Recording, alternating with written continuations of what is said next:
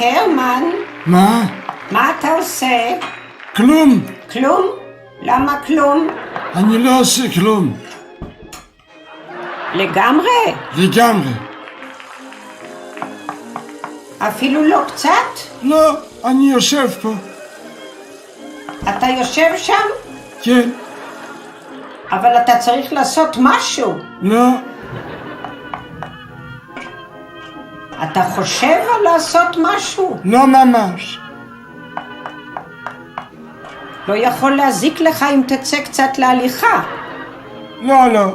אני אביא לך את המעיל. לא תודה. אבל זה יהיה לך קר מדי בלי מעיל. אני לא יוצא להליכה. אבל לפני רגע רצית לצאת להליכה. לא, את רצית שאני אצא להליכה. אני? לי זה ממש לא משנה אם אתה יוצא להליכה או לא. טוב. אני רק אומרת, זה לא היה מזיק לך אם כן היית יוצא קצת להליכה.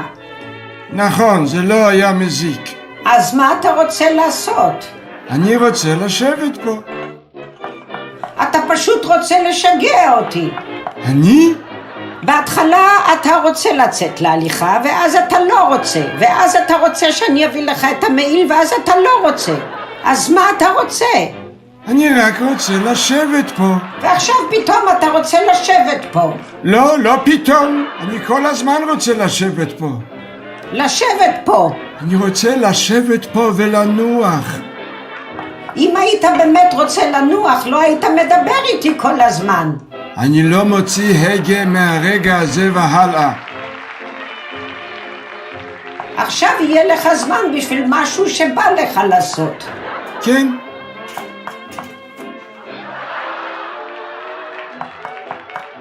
אתה קורא? לא כרגע, לא. אולי תקרא משהו? אחר כך אני אקרא. קח לך איזה עיתון אולי. קודם אני רוצה עוד קצת לשבת פה. אתה רוצה שאני אביא לך? לא, תודה רבה.